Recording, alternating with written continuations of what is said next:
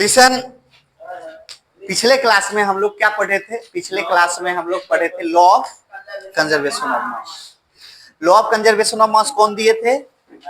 Antonio Lavoisier. कब दिए थे? 1789 में दिए थे। कब दिए थे? 1789 में। आज जो है हम लोग सेकंड लॉ का बात करेंगे। आज किसका बात करेंगे? हम लोग सेकंड लॉ का बात करेंगे। लिसन गाइस, आज हम जो बात करेंगे सेकंड लॉ का बात करेंगे। और सेकंड लॉ क्या है केमिकल रिएक्शन का? Law of constant proportion.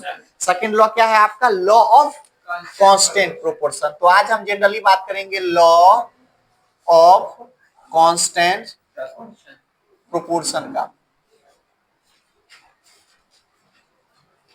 Proportion या कांस्टेंट या लॉ ऑफ, इसको हम बोल सकते हैं कांस्टेंट कॉम्बिनेशन भी बोल, समझे कि नहीं? डेफिनिट प्रोपोर्शन भी बोल सकते हैं। क्या बोल सकते हैं? लॉ ऑफ डेफिनिट प्रोपोर्शन भी बोल सकते हैं। तो आप इतना समझ ही रहे होंगे, आप इतना तो समझ ही रहे होंगे कि लॉ ऑफ कांस्टेंट बोले या लॉ ऑफ डेफिनिट प्रोपोर्शन बोले। चलिए ठीक है, थोड़ा सा हम बात करते हैं कि लॉ ऑफ कांस्टेंट प्रोपोर्शन तो लेवोजियर दिए थे। कब दिए थे? 1789 में। लेकिन लॉ ऑफ कांस्टेंट प्रोपोर्शन किनके द्वारा दिया गया था? ये भी एक केमिस्ट्रियन थे और ये भी फ्रांस के ही थे। कहां थे? फ्रांस के, फ्रेंच केमिस्ट थे। तो लिख लीजिए। तो ये भी जो है, और ये नाम क्या था उनका? JL Proust. क्या नाम था? जेएल प्राउस्ट, जो लॉ ऑफ कांस्टेंट प्रोपोर्शन को कब दिए थे? 1799 में दिए थे। कब दिए थे? 1799 में दिए थे। तो पहले 1799 में दिए थे। थोड़ा सा सर उसको बंद कीजिएगा, तो थोड़ा सा पहले हम उनका नाम, पहले हम क्या देख लेते हैं कि फ्रेंच के साइंटिस्ट थे। कहां के साइंटिस्ट थे? फ्रेंच केमिस्ट थे। लिख लीजिए तो आपको फ्रेंच केमिस्ट, क्या नाम था? JL Proust. और किस ईयर में दिए थे? किस ईयर में दिए थे? किस ईयर में दिए थे? ईयर बताओ तो, ईयर बताओ तो। 1799 में ये लॉ आया था। किनके द्वारा आया था? जेएल प्राउस्ट के द्वारा आया था। ये सेकंड लॉ किसके द्वारा आया था? जेएल प्राउस्ट के द्वारा आया था। तो चलिए, ये भी फ्रेंच के क्या थे? केमिस्ट्रियन थे, है ना? तो ये समझ में आ गया लॉ ऑफ कांस्टेंट प्रोपोर्शन कब आया था। आगे बढ़ जाए, चलिए अब आगे बढ़ते हैं। तो इसको मिटा देते हैं। अब देखिए कि लॉ ऑफ कांस्टेंट प्रोपोर्शन कहता क्या है, लॉ ऑफ कांस्टेंट प्रोपोर्शन का एक्चुअल में क्या मतलब होता है, समझे कि नहीं? इसको मिटा दे। गुड। देखिए लॉ ऑफ कांस्टेंट प्रोपोर्शन का मतलब होता है, कल हम देखे थे कि दो एलिमेंट रिएक्शन करता है तो mass of reactant mass of product क्या होता है? इक्वल होता है। Mass of reactant mass of product क्या होता है? इक्वल होता है। लॉ ऑफ कांस्टेंट प्रोपोर्शन क्या कहता है कि जब दो एलिमेंट रिएक्शन करेगा तो दोनों का मास रेशियो क्या होगा? फिक्स होगा। क्या होगा? मास रेशियो क्या होगा? फिक्स होगा।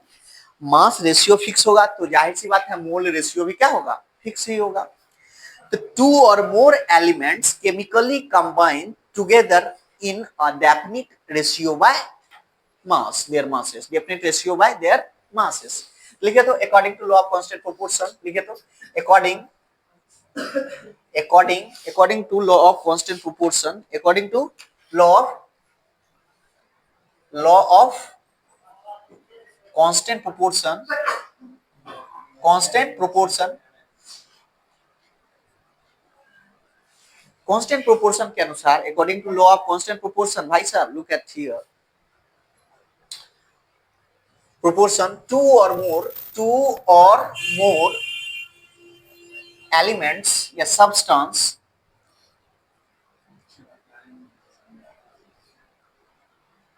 Chemically combine together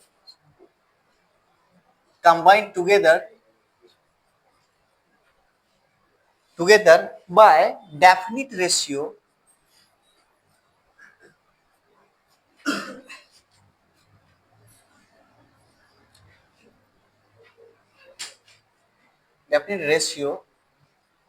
by mass और मोल, और क्या लिख सकते हो? और मोल भी लिख सकते हो।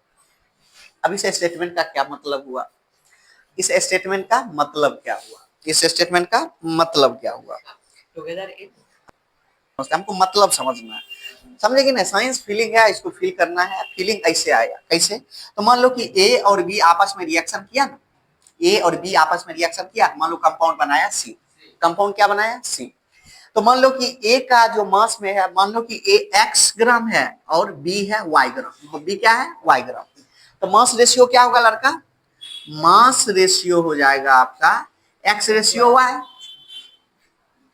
मास रेशियो क्या होगा x रेशियो y हो जाएगा। तो ये फिक्स रहेगा, ये क्या होना चाहिए, ये रेशियो बदलना नहीं चाहिए।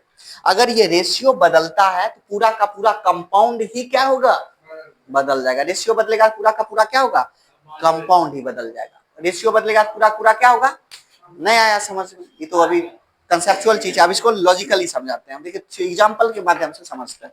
इसको लिख लिए, पहले इस स्टेटमेंट को लिख लीजिए, तो इस स्टेटमेंट को लिख लीजिए तो हाँ ये स्टेटमेंट लिखना है, इसको लिख लीजिए तो जल्दी से। उसके बाद जो है आगे बात करते हैं, आगे बात करते हैं, बात करें। चलिए एग्जाम्पल समझते हैं, एग्जाम्पल मजा फिल देगा। मिटा दे इसको, मिटा दे इसको। चलो देखो कि मान लो कि रिएक्शन किया कौन, ध्यान से देखना, carbon react with oxygen, then it's form carbon dioxide, then it's form carbon dioxide, then it's form carbon dioxide। Equation already balance है, इक्वेशन ऑलरेडी बैलेंस है। अगर बैलेंस नहीं होता तो आपको क्या करना पड़ता, बैलेंस करना पड़ता। तो ऑलरेडी बैलेंस है तो आप इसका मास रेशियो देख लेते हैं।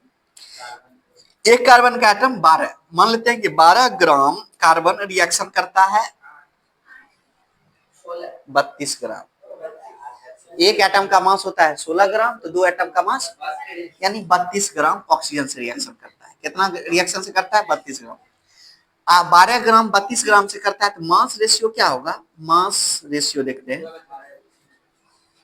12/32, यानी इसको काटिए कितना आएगा, 4 × 12 4 × 8 32, यानी 3:8, यानी मास रेशियो कितना आया, 3:8। तो मतलब इसका ये हुआ कि 3 ग्राम कार्बन कितना से रिएक्शन करेगा, 8 ग्राम ऑक्सीजन से रिएक्शन करेगा, तब जाके कितना ग्राम बनाएगा carbon dioxide, 8 9 10 11 gram carbon dioxide बनेगा। समझे कि नहीं, ये हो गया इसका मास रेशियो। कार्बन डाइऑक्साइड में कार्बन और ऑक्सीजन का मास रेशियो क्या आया, 3:8। समझे कि नहीं। तो चलिए देखिए कि इसमें समझना क्या है हमको, मतलब सुनिए लड़का, इसमें यह समझाना है कि 3 ग्राम, अगर हमारे पास 3 ग्राम कार्बन है और हम कंप्लीट रिएक्शन कराना चाहते हैं, तीनों ग्राम कार्बन का 3 यूज कर लेना चाहते हैं, तो हमको कम से कम कितना ग्राम चाहिए ऑक्सीजन, 8 ग्राम ऑक्सीजन चाहिए। समझे कि नहीं, तब जाके रिएक्शन होगा और तब जाके, समझे कि नहीं, ये मास रेशियो क्या होगा, फिक्स। अगर मास रेशियो चेंज किए तो कम conservation, according to law of constant proportion, 2 or more substance chemically combine together in is definite ratio by masses। मतलब मास का डेफिनेट रेशियो में क्या करेगा, दो एलिमेंट आपस में रिएक्शन करेगा। समझे कि नहीं इस चीज को। तो आगे बढ़ जाए। अब इस पे एक दो क्वेश्चन, क्या मोल नहीं, मोल आगे समझ में आएगा। अभी क्या समझो कि यहाँ पर जो होता है वो उसको मोल कहते हैं। मोल क्या, मोल मतलब वॉल्यूम समझो। अभी क्या समझो, मोल बोले तो वॉल्यूम समझो, मोल बोले तो क्या समझो, मोल का मतलब अगर हम बोले मोल तो फिलहाल अभी समझना है क्या, वॉल्यूम। आगे मोल का एक्चुअल मोल कॉन्सेप्ट में डिटेल में जाएंगे, समझे कि नहीं। अभी मोल बोले तो वॉल्यूम समझो, समझे। चले ठीक है, तो यहाँ तक क्लियर हुआ। चूंकि अगर आपको ये क्लियर हो गया, हम एक दो थोड़ा सा क्वेश्चन इस पे बनाते हैं, एक दो क्या बनाते हैं, क्वेश्चन बनाते हैं, और क्वेश्चन पे बना के दिखाइएगा आप हमको। समझे कि नहीं, समझे, गुड। तो बनाए हम, हाँ बोलो बोलो, चलो बनाते हैं। लिखो तो,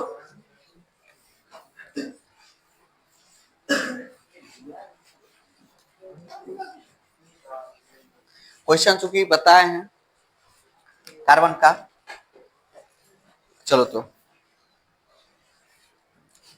find the mass of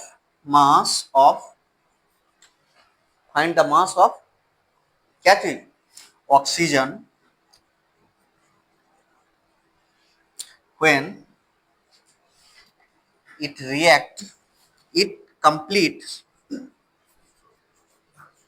completely react with